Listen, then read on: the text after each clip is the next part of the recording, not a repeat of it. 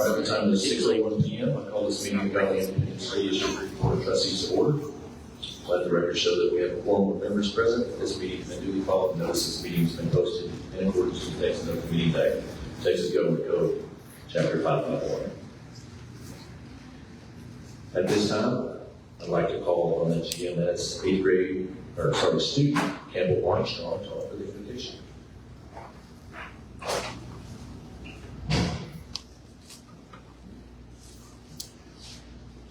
Please rise. Dear Lord, thank you for allowing us to gather together to talk about the events taking place about the ISD. Thank you for each individual and giving them wisdom on how to continue to make Godley ISD the place that you live. We ask that you clear our minds and our hearts from negativity that we might face and address them in wisdom and life. And help us engage in word reflection and allow us to grow closer as a community. Thank you for all that you do in Jesus' name. Amen. Thank you, Kevin. Next, we'll conduct the pledges, and we have the GMS sports flag.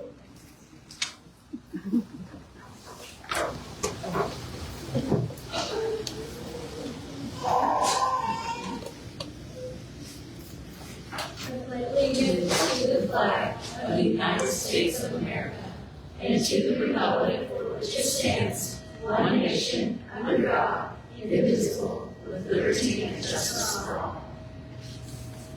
Honor the Texas flag. I pledge allegiance to thee, Texas, one state under God, one and indivisible. Thank you.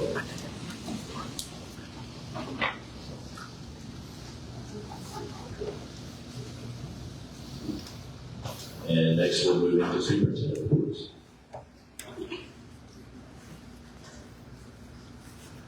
We'll move into public participation. At this time, we extend the opportunity for the public participation portion of this meeting in compliance with section 551.007 of the Texas Government Code. We have one individual signed up to address the board tonight. Public participation provides the general public the opportunity to address the board regarding topics listed on the agenda. Persons attending the meeting and wishing to participate in public forum must complete a sign-up form and submit the form to the board secretary or designee 10 minutes prior to the meeting being convened. Each individual addressing the board will have 3 minutes to make their presentation. Personal attacks on district employees or students will not be allowed. All participants are expected to speak with respect and civility and maintain a calm, professional demeanor. Upon expiration of 3 minutes, I'll call the next person. Please note that the meeting act does not require the board to respond to any comments or complaints from a member of the public regarding an agenda item. We will now begin the public forum. Ms. Godley will keep the time, and we have Nova Olson wishing to speak on item 8C.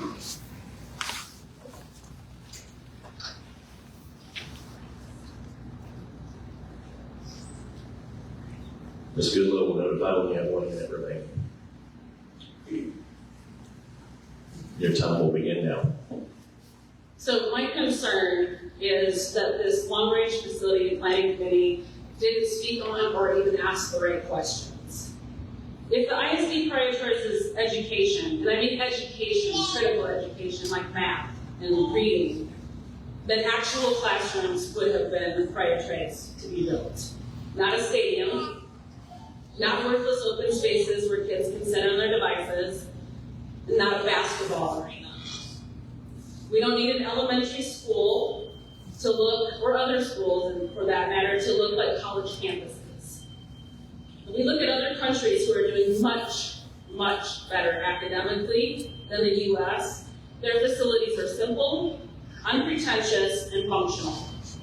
They have actual books, not laptops, apps, and endless tech. So that's my concern. Not the fact that we would build buildings for more kids. It's the fact that we are overspending. You don't need a BMW when a Camry will do just fine. Just like any other government entity, public education spending is out of control, and Godley is no exception. They spend more per student than even large districts, and yet do not deliver better results. And why is our district continuously paying the salesmen to sell their product? Godley ISD has spent many tens of thousands. In fact, for the only documents that we can get thus far, $115,000, this district has paid Huckabee and Mace Media to push this bond. There's no return on investment for education on paying the salesman to hawk their product. Meanwhile, good teachers, who should be making six figures, by the way, get the short end of the stick every time. Yeah, 1 minute. Oh, and fun fact, this bond is actually basically the same as the last one. Actually, it's 4. Divide $889 million for 9 years, divide that by 3, it's $296 million. This is $365 million for 3 years. That's essentially more than they were asking for on the last. Joshua ISD has double enrollment and only asked for $107 million. And we're transparent with the public to say that that rate, their tax rate, would go up 17 cents. So those are the questions that should have been asked. Fiscal responsibility, which I said over and over and over, and transparency.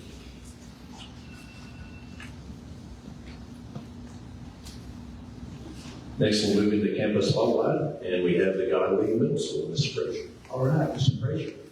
Talk to us about the middle school.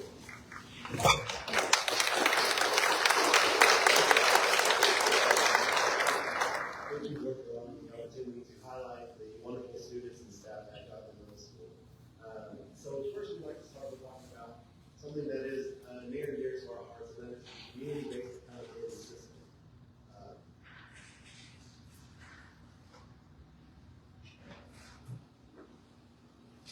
So our community-based accountability system team, our CBAS team, we have regularly scheduled meetings once a week.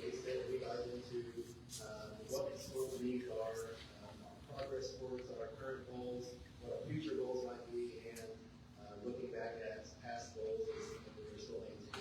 So out of our discussions about CBAS, I'd just like to talk to you about some of the things that have directly been a result of our conversations. So first of all, from pillar 1, student learning and progress, we have decided, based upon those thoughts, to allow teachers to have a common planning time. So that means teachers get their common experience with other teachers that teach the same subject in the same grade level, so they're able to talk to each other on a daily basis and plan those lessons on a daily basis. We also have started our professional learning communities, also known as PLCs. So we have those also scheduled regularly, but we're trying to be cognizant of teachers' time, so we understand that they have a 45-minute class period and conference period. So we do try to limit pulling them away from their precious planning time as well. But in those meetings, we do focus on the fundamental 5, which is our instructional practices, what we're focusing on as a district, and talking about how we can improve our student instruction. Also, pillar 2 is student readiness. So for the past couple of years, we have provided every student a planner, and with those planners, our elected courses are giving direct instruction on how to build planners, how to effectively manage your own time as a student, what to write down, when to write it down, how to write it down, to be able to keep up with your work, and all those different important things that are coming up. And then all of our classes work on effective note-taking skills, working with the students to be able to decipher the important information they need to take note of. And I would like to say thank you, school board, for allowing us to add our leadership class position. So that is the first year that we have that. Very, very good stuff. The students are able to start looking at their own study habits and their own needs, and also take a peek at their career. Maybe what they want to start doing, start getting their interest surveys done, so when they paper we get to the careers class, they're going to have a leg up and go, this is what I want to start getting into, this is what I want to start doing. So very grateful to have that class as well. For pillar 3, our media class, they actually do a slideshow and our announcements. They have announcements every day that they highlight different students. We have a weekly slideshow highlighting students against accomplishments throughout the week. People throughout the day, talk about the report, how students survey. We do a very, very good job.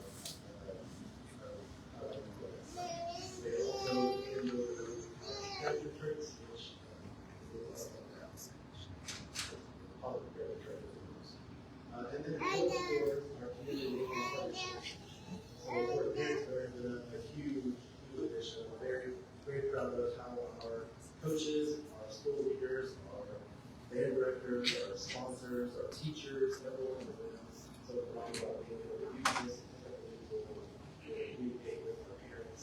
It's very good, efficient, and also with the students. So they're really kicking it up. We also have a newsletter which highlights upcoming events. I like to offer a little bit of encouragement and maybe some positivity in there. That's all going on. Highlights positive things. Good information, helpful information for parents to be able to successfully navigate middle school. For example, this past month, how to use it. You know, how you can help you not just check your student grade, but it'll let you know your student work. It'll let you know your student so we put that in there.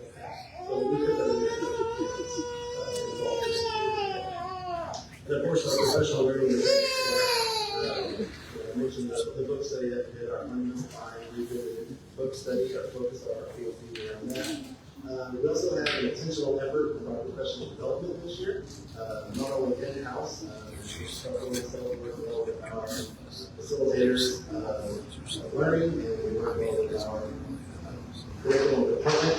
We're trying to get our own in-house professional development, but we also are looking for the outside. We're looking for really good ideas that are really impactful for the immediate right here, right now. What can we as a teacher, what can I do to improve my instruction? So we have a focus effort on that as well. And then, of course, in safety and well-being, we highlight the character traits of the month and the student slideshow of the announcements. Mrs. Fitz, our counselor, is phenomenal about getting in the classrooms. She's going in there and teaching positive character traits, talking to the students about being a good person overall, helping be uplifting in that way. Mrs. Trussell does our positive office referrals, so she's doing a lot of negative referrals, if you want to call it that. So she said, I want to do positive office referrals. I want the teachers to highlight good things. Thank you so much to Dairy Queen. Dairy Queen has given us coupons. So they say, hey, congratulations on good behavior. We've actually, so many of these positive office referrals, we've gone back twice now. That's Dairy Queen for more coupons. And they're very willing to work with us and give us this week. So we're thankful for them. And then, of course, on our safety and well-being pillar comes our Hope Squad, who you've already seen earlier tonight with pledges. So our Hope Squad, they hosted just a couple weeks ago what we call the Great Kindness Challenge, actually a nationwide thing, where every day there was a different incentive, a different idea, a different theme to let's be kind to somebody. Pick someone new to sit with at lunch. Smile at someone. Say hi to someone that you don't normally talk to. Things like that to get this goal encouraged and invigorated to just be a kind person. Now these students, they are picked by their peers as someone that they can be trusted to talk to. It's a very impressive organization.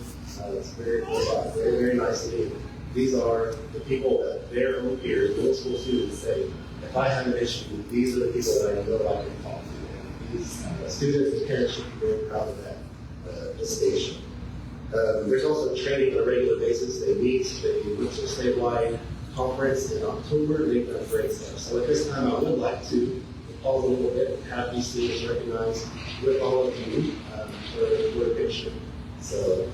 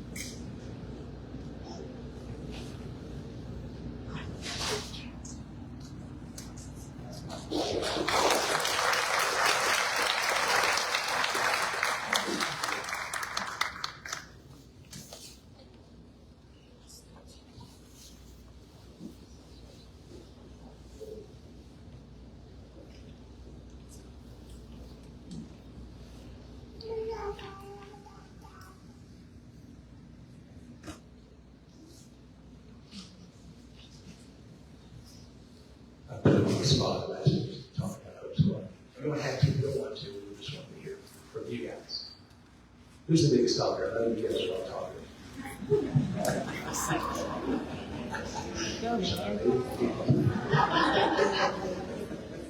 What do you like about Hope Squad? I like that Hope Squad encourages students to reach out to people for their age and give them their possibility. Do you feel like it's having a positive effect on the campus? What do you think is one of the biggest outcomes that one of the biggest positive changes that's happening in this Hope Squad? I feel like some people have been a lot nicer and have more positive attitude. Good. Do you guys got anything? I know you want to talk, Charlie.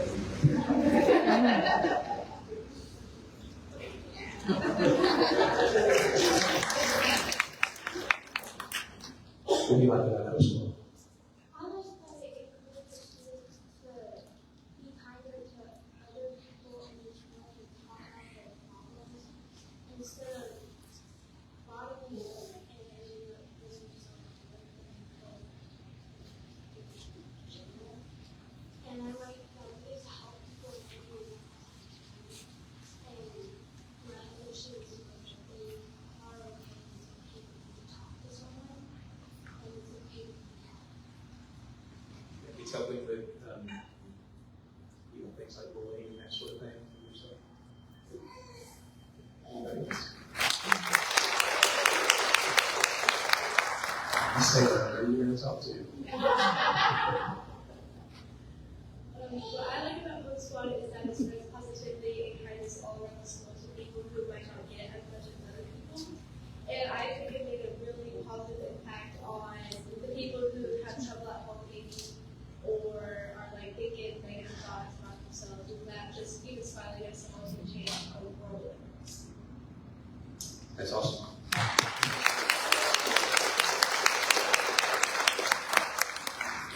So again, I'm very, very proud and pleased with these students, very grateful for their efforts. I'm grateful for Mrs. Fisk and Mrs. Rollins, two of our sponsors, we have other sponsors as well, but everyone's sitting up here, I'm sure. So, we are very proud, like, one more applause for them.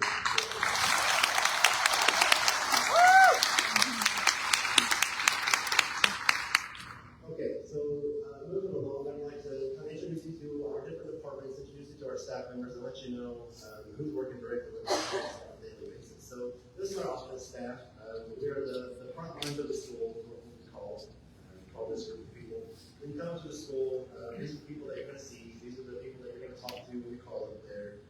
And we preach and we teach customer service all the time. One of our sayings that came out of a book study is everyone's a custodian. There's nothing too good for anyone to do. So answer the phone, be polite. We teach them group 7. These people got to identify that. Very proud of them. Our custodians, whoa, they work incredibly hard.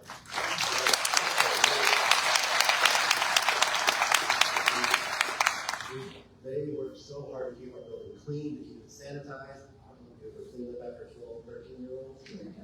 It's a challenge some days. So they do a great job. They're always willing to help, to drop what they're doing. They help. If you got some new furniture or whatever, they don't want to scratch their first new back floor, so they're going to come help you pick it up and move it. So they're going to help you do whatever you need. They're phenomenal employees. Our food service people. So they're at school before the crack of dawn, making sure that our students get fed. They're cooking the meals, they're doing all the stuff. They stay open late after breakfast hours to feed our 7th grade athletes. They're out there to practice and they miss that normal breakfast. They stay open after that breakfast opportunity.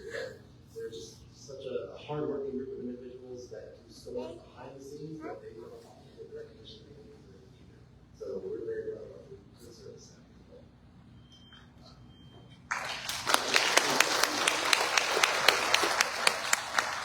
So then moving to our behavior and instructional support.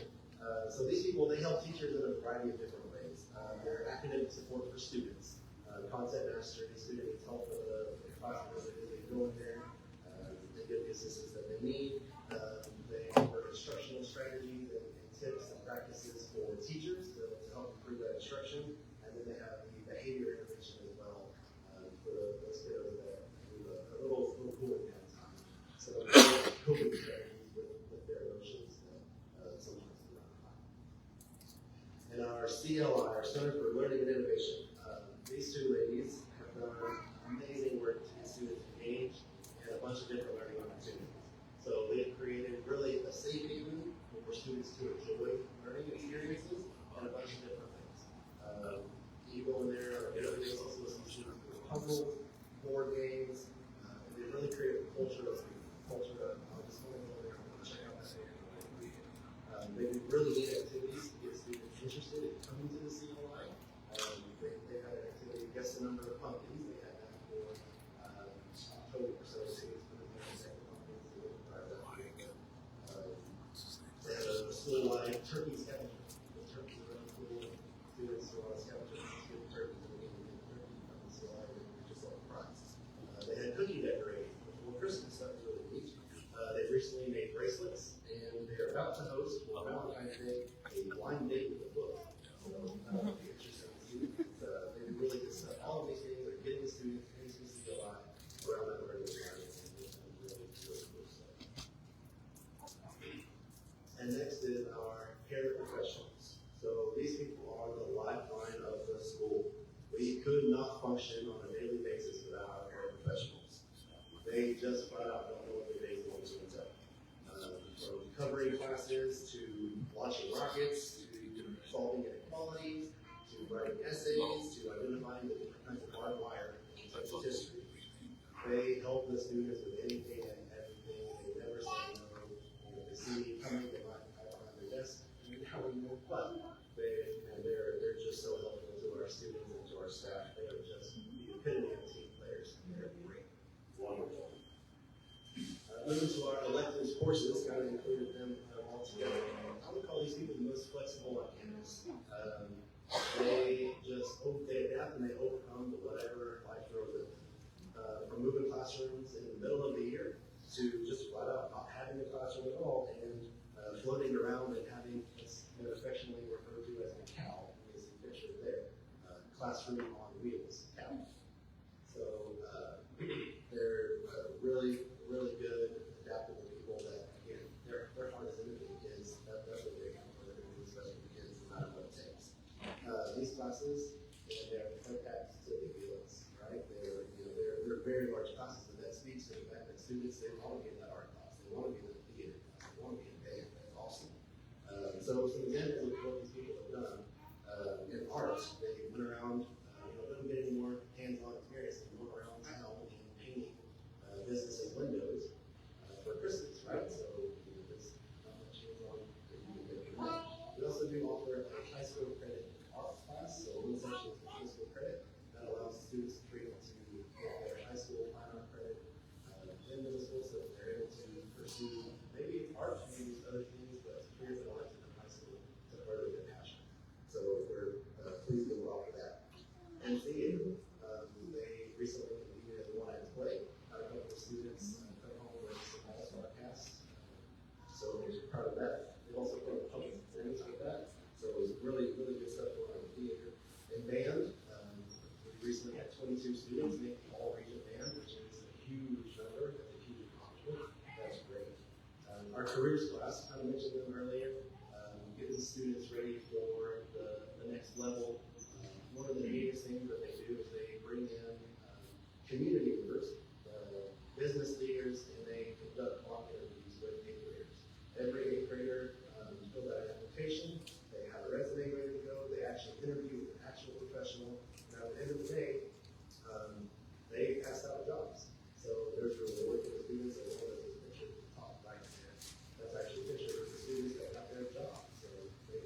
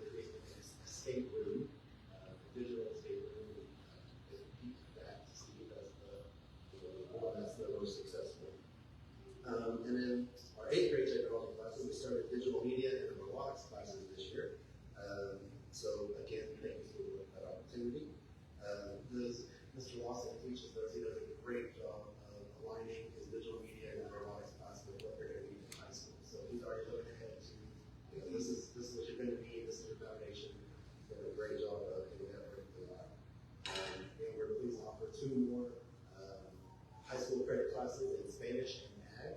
So in Spanish, they do so much hands-on stuff. They use real, actual conversational Spanish. It's really neat to go in there, and I learned more Spanish sitting in a 45-minute observation than I did in 3 years when I was in high school. So she did a great job. And then ag, of course, they do so much neat stuff. Again, it frees up opportunities for them to further develop full design, all the leadership opportunities. We've got 8th graders that have been to state to compete for leadership events. So it's a really good opportunity and a great one for all of those students and employees. Reading and writing. So our writing classes, one unique thing that they've done is they actually wrote letters, they've done this for a couple of years now, wrote letters to veterans. And we've actually hosted a Veterans Day program where we've had different veterans come and speak to students throughout the day about their experiences. And I am going to brag on the writing class a little bit. And the 7th grade writing students, they had 33% of them grew by over 3 times their expected growth measure on that test. So from September to December, they grew by 3 times what was expected. That's 1/3. 50% of those students grew by over twice their expected growth measure, and 67% of the students in the 7th grade writing class met their growth measure and exceeded it by a significant margin. So we're very happy with the writing classes. I will tell you, they worked really hard in there, and it's not their favorite class. So they're doing a great job of their efforts. These people consistently have been stakeholders. They work really, really well together to integrate other disciplines into their curriculum. We often see our reading classes go talk to our social studies classes about what they're studying, and they'll pick up on us and pair us the lessons and what they're doing in their class based on that. So speaking of social studies, this group of people, man, they have fully embraced the fundamental 5. They do a great job of getting students to think at a really high level with their questions. They do a really good job of knowing what kind of questions to ask, more than just your standard why did this happen? The student might be able to tell me how to stand back, but why? What effect did this have? They've done peer-to-peer purposeful talk on the hallway. That's a really different thing to see. The students line up, they're facing each other in the hallway. They have to answer their question. One student's speaking, one student's listening, then they rotate. Really, really cool to see. They have a map of the wrestling that was actually drawn by students from the U.S. and drawn, free-form by the students. Great work. They go because they utilize that map to have really good discussions and physical activity incorporated with social studies. And of course, they display work all the time for students to see their handiwork out in the hall. And then in math, man, these people do a really good job of getting hands-on experience as well. They use these tiles in the hallway, so they set up like a coordinate grid. So students go out there and actually plot points using the tiles in the hallway. It's really ingenious way of using the building there. They're really great collaborators. All the students know, hey, if my teacher's missing, if my teacher's sick, or whatever it is, I can go to any other math teacher and it will not turn me away. So that's really great. And again, we do offer one more high school credit course that is algebra. So to give those honor students a chance to be able to further their math career, go beyond more in high school. Please offer that as an opportunity. And then last but not least, our science classes. Ben, you talked about hands-on. So we've dissected frogs, we've launched rockets, we've built models of tectonic plates and the earth layers. We've built models of DNA. We have reports and models of natural disasters. We've done experiments demonstrating physical and chemical changes, also known as lighting stuff on fire. The one really cool thing that we see is called the Hertzsprung-Russell diagram. If you walk down the halls of the Russell, you'll see student hands, turning out drawn in color. That's the brightness and the heat of the stars. So students get that chance to know where that started in that diagram. And of course, the upcoming solar eclipse. This is Pinkerton and Mississippi, and this is Dune and this is Underwood. They're doing a really good job trying to find safe ways for students to see that solar eclipse that's going to. So much hands-on quality experience from this department and from all departments. Again, I would just like to say thank you for the opportunity to share some of the things that are going on in Godley Middle School. and most importantly, thank you to our students and to our staff for putting forth the hard work, the intentional effort to grow, to improve. I'm so proud of these people. I'm so proud to say that I am a genius.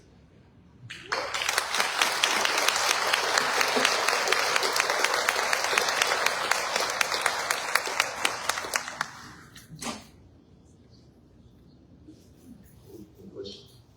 If you're a staff member at GMS, can you please get up? That's something on that.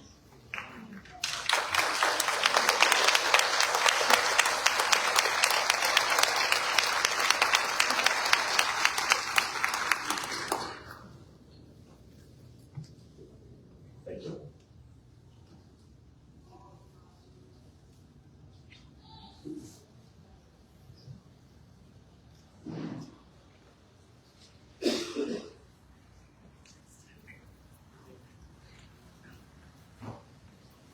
Thank you guys for coming tonight. We really appreciate it.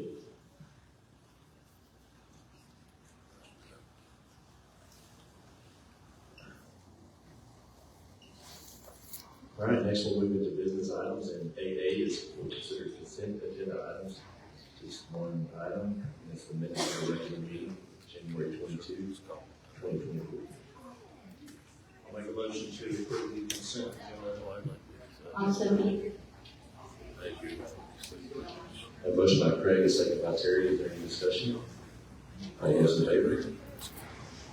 Motion passes unanimously. 8B, we'll consider and take action on an order calling the Godley ISD School Board Trustee election for places 1, 2, and 3 in the district on May 4th, 2024.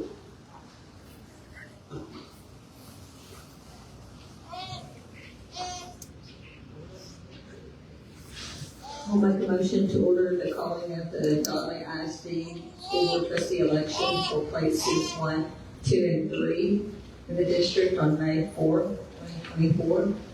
I'll second. A motion by Terry, a second by Marissa. Is there any discussion? Yes, sir. Greg, will we anticipate holding this one with Godley City as we've done in the past? Thank you, Marissa. We do have a requirement to hold it jointly with a political subdivision, and the city has agreed to do that, and our requirement is at least the minimum to have a polling location at them on election day, and that's what we're kind of trying to do with that, with the Capitol Pavilion on election day.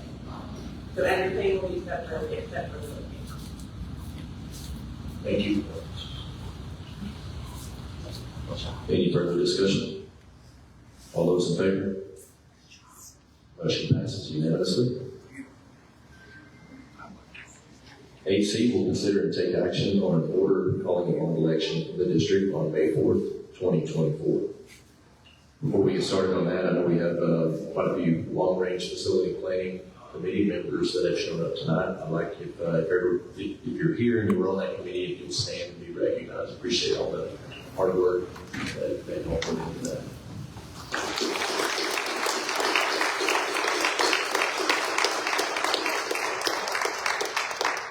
If there's any of you that were on the committee that would like one last opportunity to address the board, I'll allow a few minutes here if anyone would like to do that. Or if you've got any clarification as we're talking up here, we would. Hello. Just a quick brainstorming discussion real fast and we brief. It sounded like I was very encouraged in the meetings, primarily because of your participation, Caleb. I felt like it was vital to our success in really narrowing down what the community wanted. I felt like you had a really good pulse on what the community wanted and your participation in that, the way you were engaged. It was borderline inspiring, the way you were engaged in. And I can't speak for everyone, but I was very sincere, very, very genuine in my involvement. I was spending time on Wednesdays away from my family during all those meetings to identify what the bare minimum our community would stand on improving. And we really, I thought, focused on the needs. So it's a little discouraging for you to not support it now. And what I wanted to clarify was the amount. It sounded like based on what you approved and what you voted to approve to the committee, it changed on that last meeting that you were not able to attend. For that reason alone, is that the reason that you feel you cannot support one of this?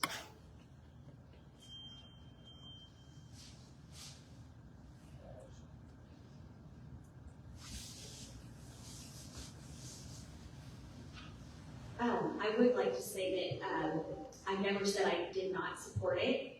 I'm going to be very careful what I say from here. I do not want to electioneer one way or the other from the district resources, which is the dais here. I did ask for clarification at the last meeting for the increase in cost for the bond. From the last meeting I attended was $324, and then it went up to $355. Wasn't at that meeting, but I did hear the reason for that. So I don't think that was a fair question to say I didn't support it. That was one of my concerns. And then obviously I've been very vocal that another concern of mine was the fact that the public was not allowed to attend those meetings. Everyone knows I'm a very big advocate for open government. And so that was my main concern. Sure. I guess I'll rephrase. To not supporting it, but maybe with you being a member of the committee and voting that was the projects that we agreed to were the necessity for the district at this time, that you voted for that, and that you supported that, and the amount changed. And I felt like that when we had previous conversations, it sounded as if that amount that changed is an issue that you have. So that's what I was trying to understand, like from a committee, if we needed to brainstorm that amount prior to you guys voting, if it's not too late. Like I said, I wasn't at the meeting. I understand that Huckabee said it had to do with bonding capacity. I think I would have had some additional input at that meeting that I wasn't able to attend regarding that. But I think my questions were answered regarding that was the need for the escalated cost. Yeah, that was kind of what I wanted to get at. Is I just didn't want us in a position where if you felt like you approved that smaller amount, or that you could support that smaller amount, and that smaller amount, we don't have the financial capacity to initiate those projects right out of the gate. And it puts us in a position that we don't have the financial capacity to fund those projects, but that was the amount that you approved. We kind of be in a financially compromised position. So that was the reason for the escalation. So I didn't know if you could, that's what I was wanting clarification. If we were better off being in a financially compromised position, or having that extra escalation as a buffer when those projects can and start, whether it be 2, 3, 4 years, and to have that escalation accounted for up front, being the more responsible option from those two. That's kind of what I wanted to clarify.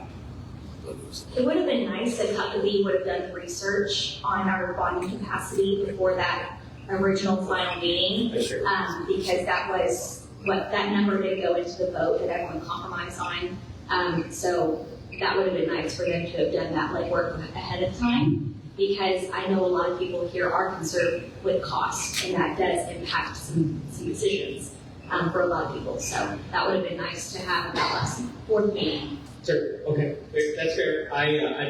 I was a big supporter of us being financially responsible, so I felt like that escalation made sense and gave us the ability to be financially responsible and account for that escalation and do those projects that we actually have the financial capacity to pay for them, and not prematurely. So that's all I wanted just to clarify the strategy out there with the board with me. Thank you. Thank you. Anyone else? And just to clarify real quick, it wasn't Huckabee that informed us of the escalation. That would be our financial advisor. And Huckabee would have they didn't know what the final recommendation was going to be, so they couldn't have done the research, because we didn't know what it was going to be. So once we had the final committee, that final recommendation, we went and ran the traps and got with our financial advisor, and that's when that all came out. So we couldn't have had that number before. All right. So I was at that meeting, the meeting that we addressed the increase in costs. So if there's any specific questions about that, I'd be happy to answer them. I understand what you're saying, Dr. Deere. I tend to agree with Ms. Lang that it would have been nice to know on some of those costs. I think the big issue came down to The increase in cost was because of the timeline. And obviously, if the bonding capacity increases faster than what the projections are, I think we budgeted mid-level growth, I think that's for conservative, something like that. So, if the growth happens at a higher rate than what we projected conservative, those costs would actually be closer to the 325 or whatever it was, as opposed to 355. It really is a timeliness issue. And so, when we were in that meeting, the question was posed, should we change the proposal based on this change in numbers? Because we didn't have the full committee at that meeting, we didn't feel it was appropriate to change something that, 50 plus people had voted on when not everybody was there. So, in terms of the actual cost, it seems to be a timeliness issue. It doesn't seem to be a pull the carpet out from under type of issue. Now it's a whole lot more than what we projected. My only, I guess, charge to you guys, since I'm not at that, is as these projects come on board, do everything in the power to make sure that we're getting the best value we can. Can we build this in a nice manner, in a quality manner, that's, we don't cost so much, I'll do this, or this. Let's not be slaves to the master plan. Everything on that list was something that was needed, and it's needed now. I understand that the timeline appears to be kind of stretched depending upon which projects you take first. But all of these are necessities. Everything on that bond proposal that the big committee meeting was something that everyone looked at and said, what do we need right now? And this is what we need right now, is what's on that list. And so, I don't know if it's possible to drive those numbers down. That's not my job. But if it is, I would urge the board to do everything they can that, hey, maybe we don't, I'm going to go back to the auditorium because I love it, please don't hurt it.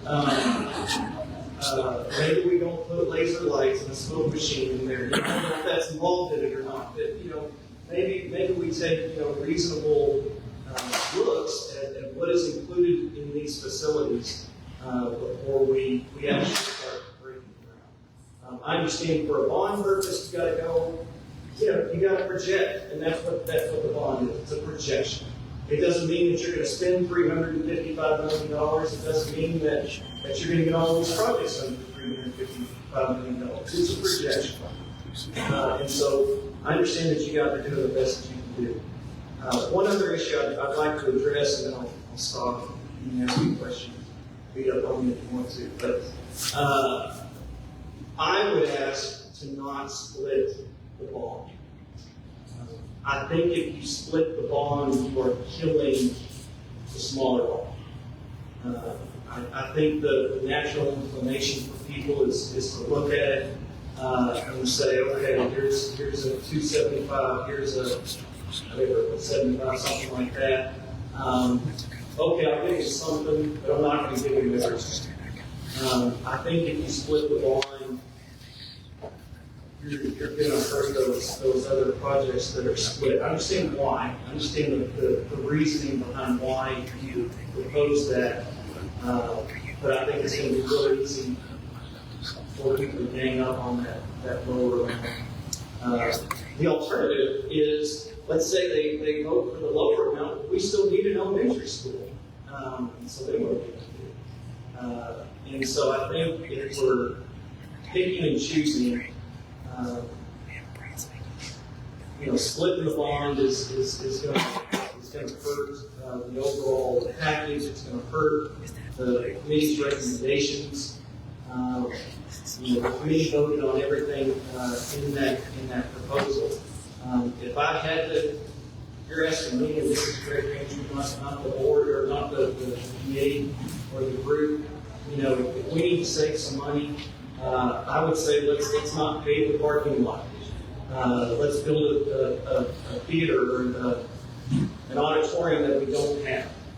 We need to save some money. Let's not build the locker room for the tennis courts. Let's have an auditorium that every kid can use. If we need to save some money, let's look at some of these other items that maybe don't touch everyone, or maybe something that we already have. I'm going to really upset some people when I say this because they're dear friends of mine, but we have a wonderful ag facility right now, a beautiful ag facility, it's fantastic. We don't have an auditorium. And so if we're cutting and we're trying to get under some magical number, maybe we put the ag facility on the next line. Because we've got an ag facility, we don't have an auditorium, we don't have another elementary school. So that's just me. That obviously doesn't represent the committee as a whole. And I don't mean to encourage it. So that's my piece. If anybody has any questions, I'd be happy to. I do have a question for you, sir. Yeah. So the total 355 does not give you heartburn as a number whole, not to break down on what it's for. Just if you're going to the polls, you're a citizen here, you're a voting citizen, so 355 doesn't bother you. No, and I can say that without reservation because it's not the number I'm looking at, it's what's in the number. I mean, I know you're saying, hey, just look at it as 355. Is that bother you? Well, if it was 355 for, Or 290. yeah, or 290. But if it was, hey, it's going to be 290 so that they can build a pool with like fireworks shooting out of it. Well, yeah, I'm against that. But if it's 290 with a new elementary school and an auditorium and I think the 6th grade campus needed new HVAC equipment, a new roof or something like that. Yeah, we need a roof on the schools. And so, if 355 is what it costs, and what it's projected to cost, for those items, I'm going to go for it. And then I'm going to come back to you guys, I'm going to say, make it cost less. Find a way to make it cost less. That's what I would say. Thank you. Thank you guys. Appreciate it. Thank you.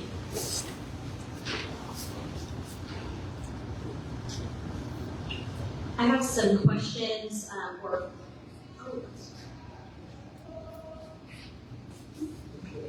Mr. Anger's point, we did not talk about this, but for the record, my husband sells buses. Not school in particular, but I have access to those numbers. I know my husband sells buses, and I know the bus dealer. And I spoke with both of them today. And just for the record, we have buses in this bond. I'm not mistaken. So the cost, the increase, escalation if you will, from 2020 to 2024 is 30%. That is gigantic. A school bus before 2020 would have been approximately $90,000. Now that same school bus is approximately $130,000. These aren't hard numbers. These aren't made up. These aren't what ifs. These aren't hard numbers. Factual numbers. I think the idea that we would go for the smaller bond, and this comes to Mr. Granger's second point, splitting the bond, I do feel that it's a bad idea, only because I consider myself a fairly informed person and try to be informed. But when I was setting up things for kids' education this past semester, there were two options on the screen, and I did something really dumb and chose the lesser expensive option. The problem was Gary didn't have a meal plan, so Gary could not eat. And that was because I didn't do my research. And I didn't go with the more expensive plan, because I wanted to be fiscally responsible. I thought, yes, and I appreciate that. The third thing is a situation I know of, and Mr. Randy was talking about building, the other elementary school. I feel very important because we've had situations where classes rooms needed to be provided for extra instruction. And when that room was provided, it made a huge difference in the grade levels of classes that it was provided for. And I feel like that is so important. We cannot just say, oh, well, we don't need another elementary school right now. It needs to be, we needed it yesterday, really, because of the growth that's coming. And to be able to do that, had we not built Pleasant View, which was in the previous one, we would not have been able to make that happen. And that's a huge thing for kids. To have a place to go, number one, and make a positive impact on the existing class. And that's about it. I think I appreciate what you did. Thank you. Thank you.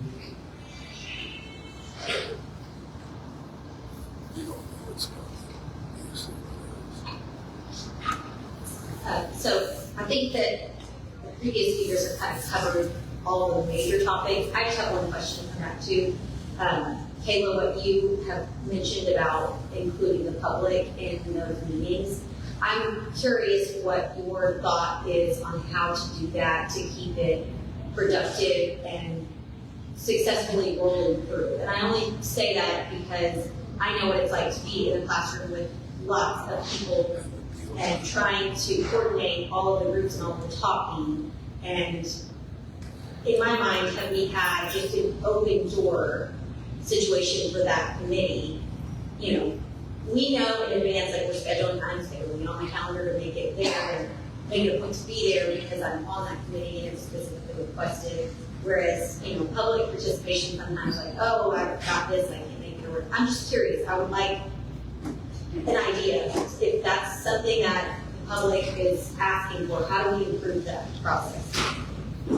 Well, we could ask Joshua how they do theirs, because Joshua ISD does allow the public to attend their long-range meetings. But I think that like a board meeting, we have the public here at a board meeting, but they're not participating unless they sign up for public participation.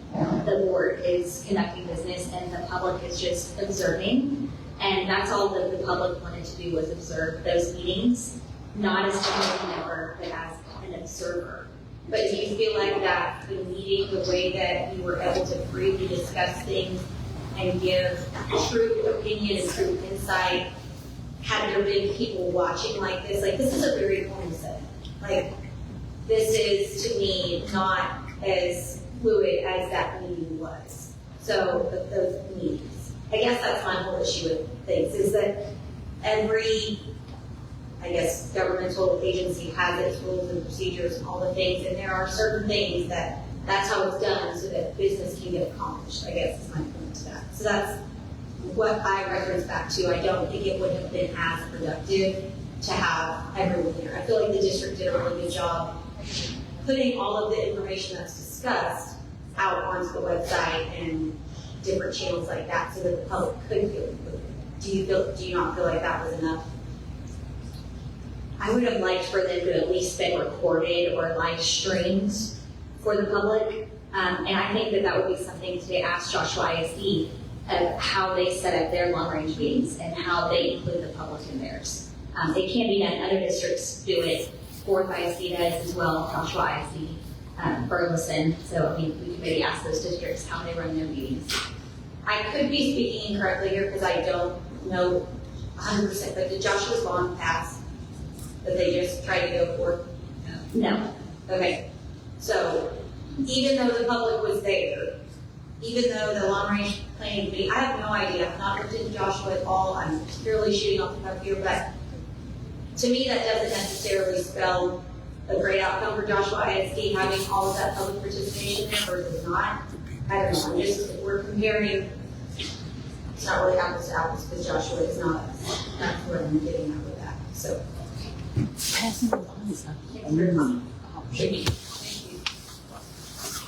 not everybody's goal.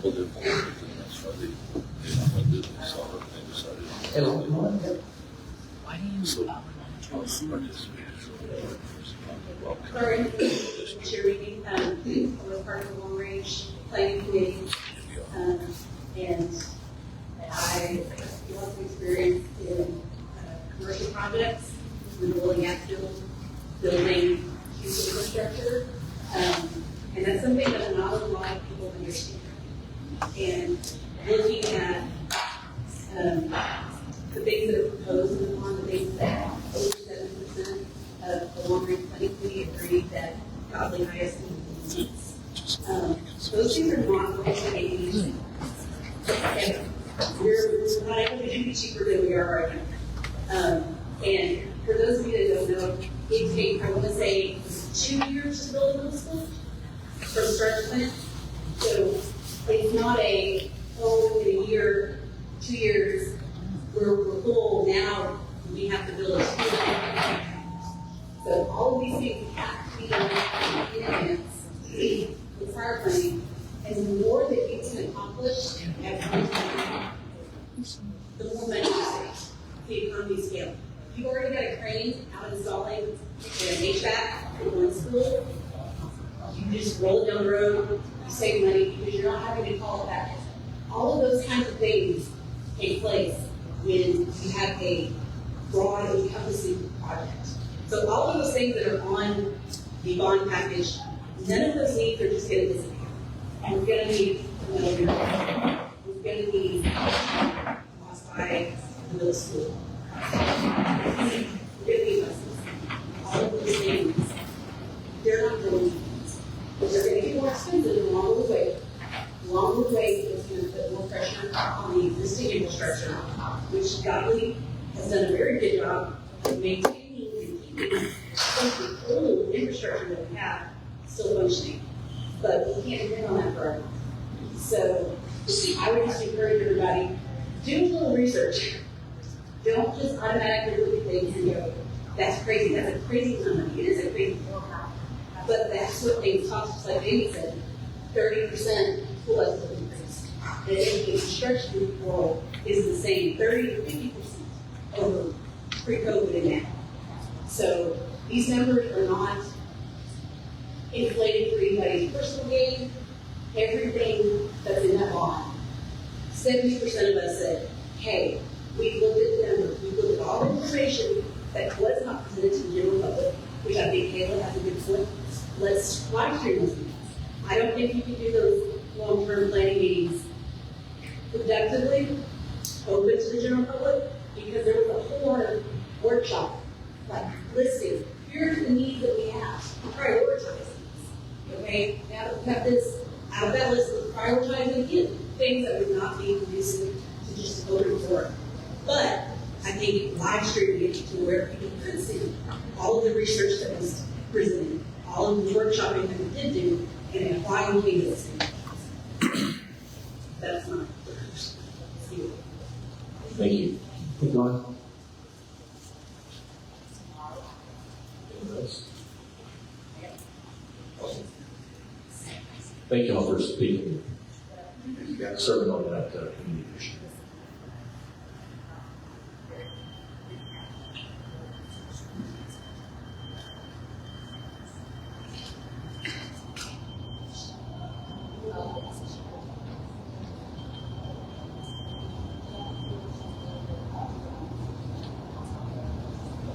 While they're looking for those slides, it was going to be the same information that was presented to you last time. It's going to be one last chance to look at it based on where we left off. What one single proposition would look like at $355 million, and then as was discussed last time, we have an option of what two propositions would look like. So we'll find those, we'll put those up as a road map. We're just here to answer your questions and walk whatever you need.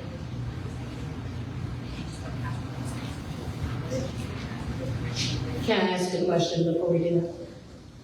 So I felt like we have a pretty good cross-section of the committee here. Is there anyone that was on the committee that feels passionately one way or the other on splitting it into two props that has not spoken? Splitting it into two props versus keeping it as one? Or is there anyone that feels passionately enough against two to speak? Because I'm feeling like the majority is against splitting it into. Can I get, not a offense? Can you stand up if you're against splitting it into two?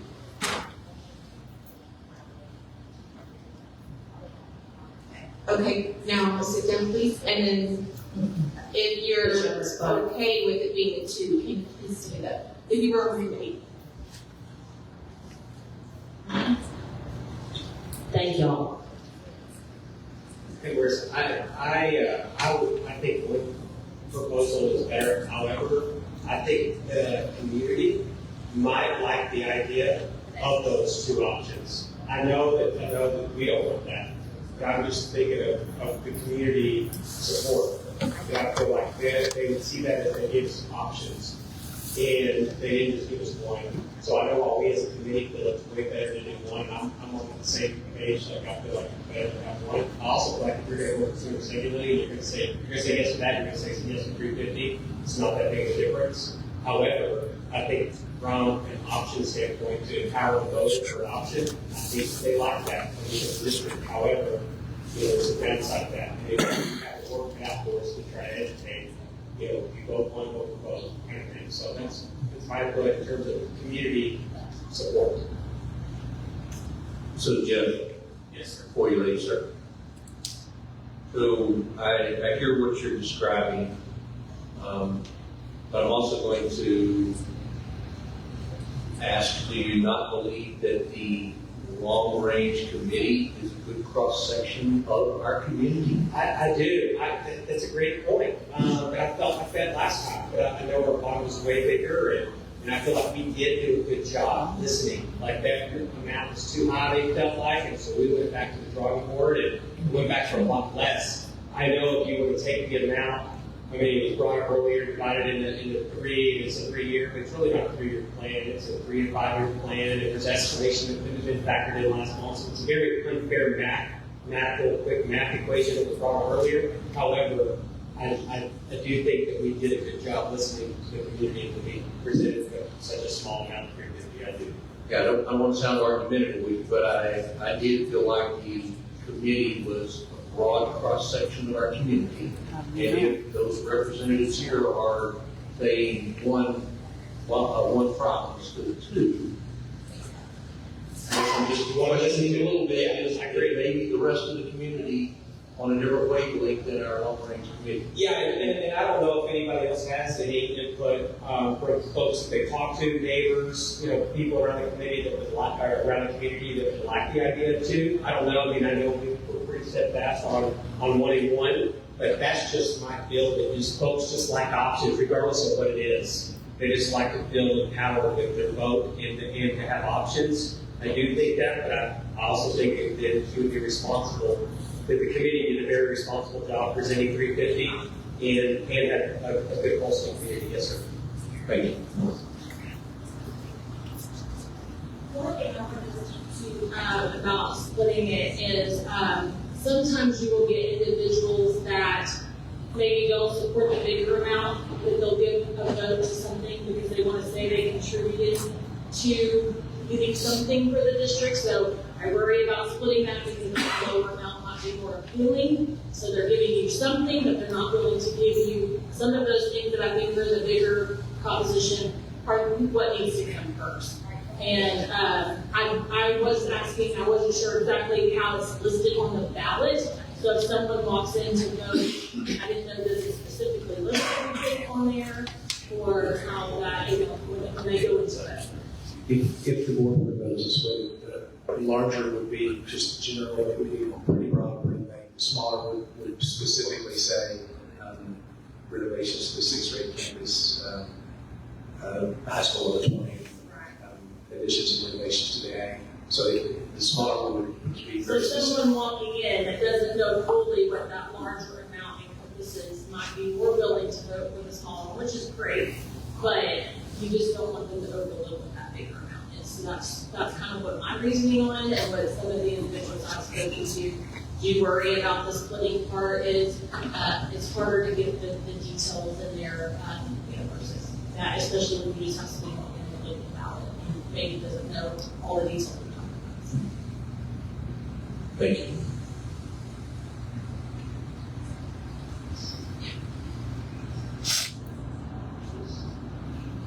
And I don't think we've done the proposition in the past, have we, here in Godley? So that's going to be a hurdle, I think, mentally for a lot of voters. If we do that, or you choose to do that, to really educate and get the word out how it works. Also agree with Mr. Fancher, maybe put the pull with the lasers on the one proposition. The other thing is, let's don't be like Russia. Thank you. Well, do we look through?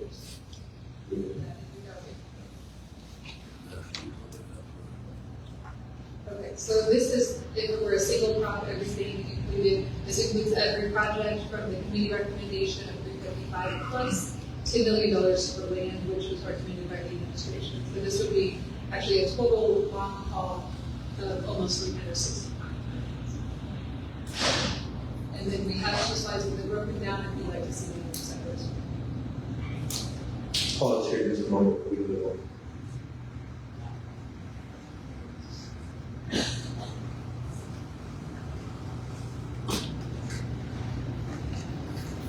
I have a question. So the last meeting that was 355 million, now it's 365 million. Do you know what the other 10, 11 million is for?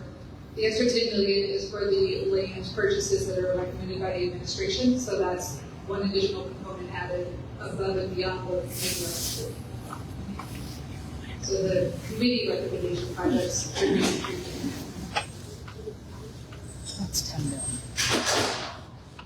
And I'll be with the more conservative schedule timeline, or at least the ballpark of the schedule that we thought it might take with our current capacity, with our conservative projections. So we'll try to get as much into the next 4 years as we can, but there will be 1 or 2 projects that has to push out beyond that, essentially to a 2030 Just to be, but it all depends on the rate of growth. depending on rate growth, it'll be 5 to 6 years.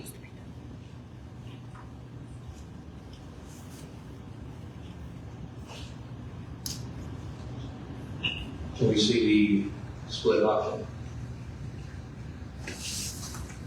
Okay, so this is what the projects would be included in Prop A if we were to split it based on the discussion last time.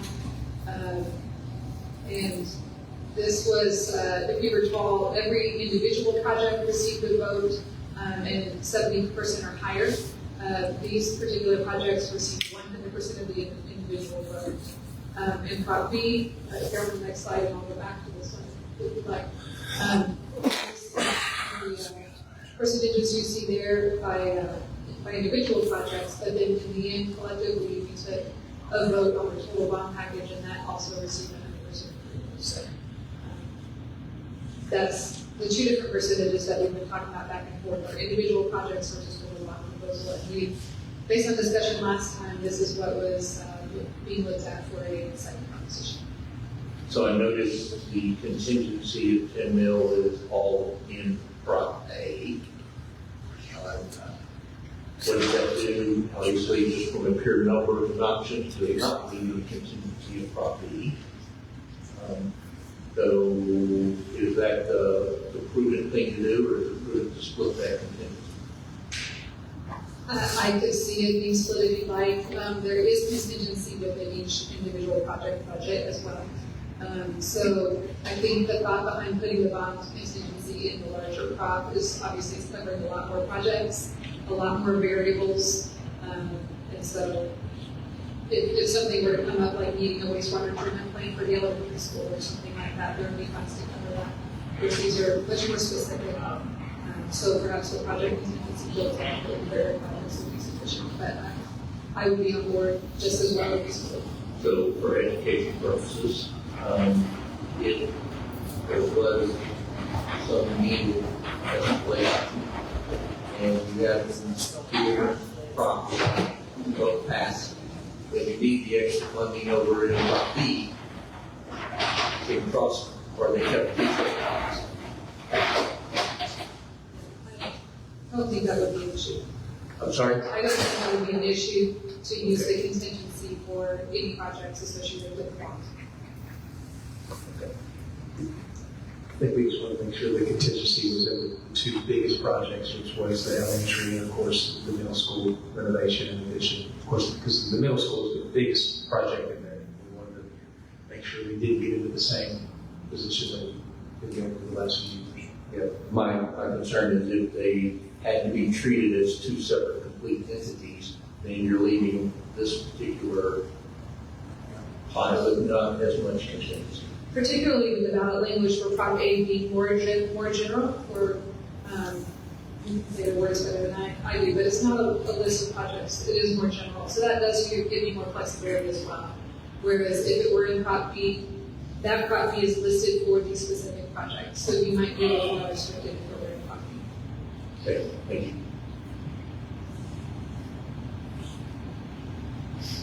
Any other questions for Lori? Thank you. I have some questions that I need clarification on for the proposition language. I'm not sure who to ask those questions. Who would be the person to ask regarding proposition language? Okay. She kind of touched on it a little bit, but proposition A, when it says for that language, it's like she said, it's more general. So the district is sharing specific goals for Proposition A, but the legal language allows for that bond money for Proposition A to be spent on any facilities. Is that correct? No, I think it just has, I believe, just on the Proposition A projects. Well, like she had mentioned that it's generic in what it lists for Proposition A, so that 287 or whatever it's broken out in, that can be used for any project because it's generic ballot language. Is that correct? For these projects that we're listing.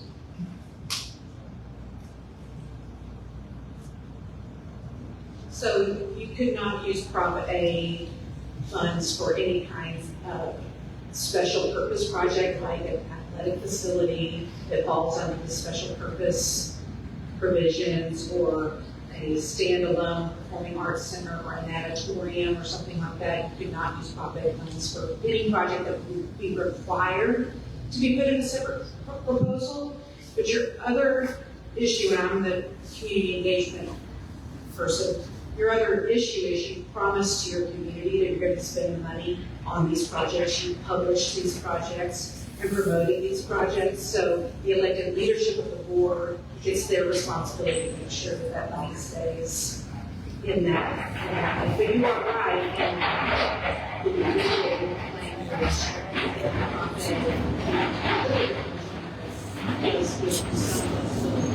is only on general purpose type projects, not open auditorium. If you have a lot of property. And then my other question is, the order calling a bond election is the document that I'm speaking about. When it says without limit as to rate or amount, the district can't guarantee the actual tax rate in 40 years from now. We can't speak to what boards further on down the road are going to do. So I believe that's the legal reason for having that verbiage in there. Is that correct? In the proposition language in the document order calling a bond election, it says that it can raise the tax rate without limit as to rate or amount.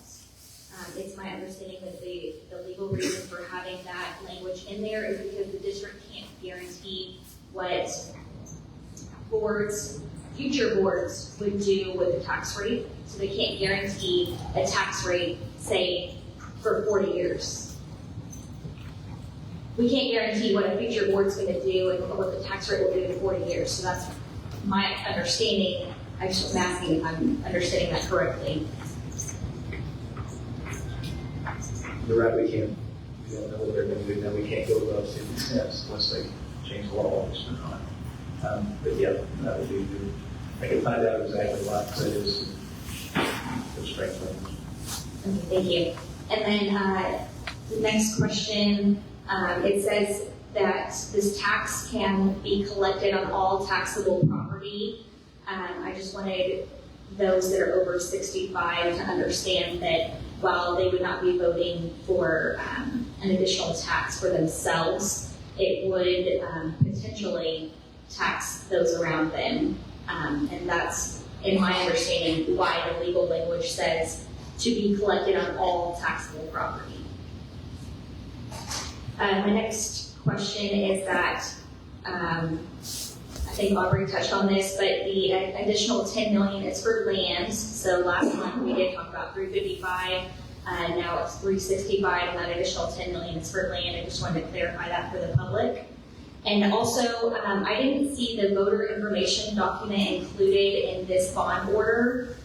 So I'm just going off the interest from the last year's bond. But last year, the 889 million, the interest was estimated to be 898 million for a total of 1.78 billion, with that interest rate being calculated at 4.5%. Can we expect a similar interest rate for this bond amount?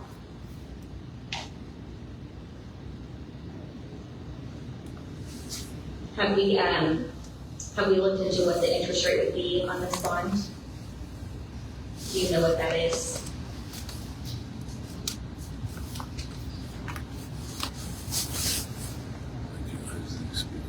Okay, if they're a little bit higher than that, do you know what the average interest rate is right now for bonds? Because it does depend on how many bonds are out there, because in the entire state. So he hasn't really given us an amount. Do you know what that is, Kayla, since you had the last bond? Do you have that number? I know that the last bond for 2023, with the interest rate being 4.5%. No, the current one, the one you're asking of Rich. No, I'm asking because that document wasn't included in our bond order, so I don't know what the interest rate is. That's why the information you just gave wasn't included in our bond order either. Where'd you get that? I looked at the bond order from last year. I'm talking about last year's proposition. The bond order following the election, it was this current bond is missing this voter information document, and so that's why I'm asking for interest rate, because this page is missing out of here that was in the bond order for last year. Is that page something that comes after we call a bond? Possibly. I don't know. I wasn't a part of it last year. I just was going off what I found on our website, our bond order from last year. One reason it wouldn't be in there is because we're not going to be able to sell these bonds for, it might be more than a year, just because of our capacity. We're going to have to wait for our capacity to catch up. But we're still going to have to get a lot of this work done as far as the planning and designing and that sort of thing. So we're not You want the interest rate is on the bond to lay it up for sale. And then you have the option to approve or decline every time. And it depends on how many we go up to 20 million versus 100 million, we go up at a rate, and that's where we're going to. Any other questions? I'll consider a motion now.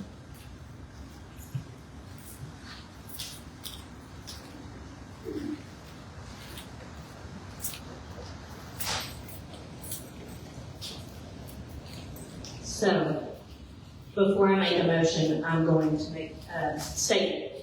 When I came in here today, I thought I was going to go with 2 propositions. And that was in an effort to feel as though I listened to the public with our last election that did not pass. But after hearing the committee and seeing the information that was given tonight and hearing all of the passionate answers behind keeping it as 1, I will now make a motion. I will make a motion to approve an order calling a bond election in the district on May 4th and submitting a single proposition to the voters of the district as presented and recommended. I'll second. That motion by Marissa, a second by Craig. Is there any further discussion? Yes, sir, I do want to make a comment, Chris. So, up until Monday, I had my thought process on a single crop. I did considerable digging into bonds that were called over the past 2 years, 22, 23, 4 different elections. Looked at all of the variety of dollar amounts, size of the districts, whether they had one primarily focused on single crop, multi-crop. Most of the instances where there was multi-crop were primarily because of where it's required by the state, an auditorium, an athletic complex, something of that nature. Primarily, I'll call it school buildings, were really lumped together as school buildings. There were, I believe it was 4 instances in the past 4 elections where there were districts that chose to create multiple props for school buildings. Those were primarily focused in areas where, for whatever reason, that district decided to put a new high school or whatever the facility was in a single prop. So I very soon, after that, looking at all that data, I'm like, okay, it kind of makes sense. We're kind of segmenting, okay, let's put this in multiple props. But, like Marissa, I really feel strongly that the cross-section of the community that came in to be part of our long-range committee is telling us something, and that's important to me. So, again, I'm very, that's why I'm seconding this for a single crop. But I would just like to communicate again, there's data that supports breaking it apart. But again, that may not be right for our community. Thank you. Any further discussion? We have a motion and a second. Now vote. All those in favor? Opposed? Motion passes 5-1. I just wanted to clarify, purely my reason for voting no was because I was not comfortable calling this bond when the public was prohibited from attending the meetings. That was something that was very important to me. AD will consider approving the notice of appointment of election judge, the Godley ISD bond election, and Godley ISD trustee election, placed 1, 2, 3 in the district on May 4th, 2024. I'll make a motion to approve the notice of appointment of election judge and early voting clerks for Godley ISD election and Godley ISD trustee election for places 1, 2, and 3 in the district on May 4th as presented. I'll second. A motion by Terry, second by Krista. Is there any discussion? I just had a question. Do we know who the judge is going to be? Okay, thank you. Pam, any further discussion? All those in favor? Motion passes unanimously. AD will consider the joint election contract of the City of Godley for the Godley ISD School Board Trustee election, places 1, 2, and 3, Godley ISD bond election in the district on May 4th, 2024. I have a question. So the election day is going to be the only day that we are having a joint election with the city, is that correct? Yes, we're going to share a polling location. All early voting will be done at ours in Godley. Okay, thank you.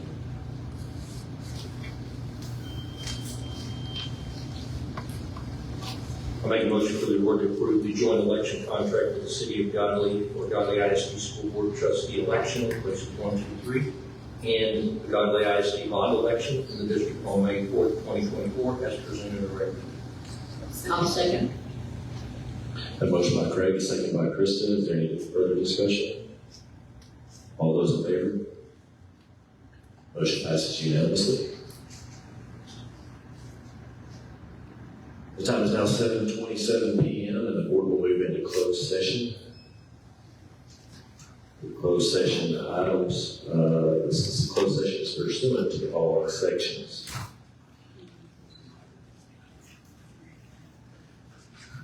(551.072) discussing purchase, exchange, lease, or value of real property. 551.073, discussing negotiated contracts for prospective gifts. Thank you all for coming out. We appreciate it. Thank you all.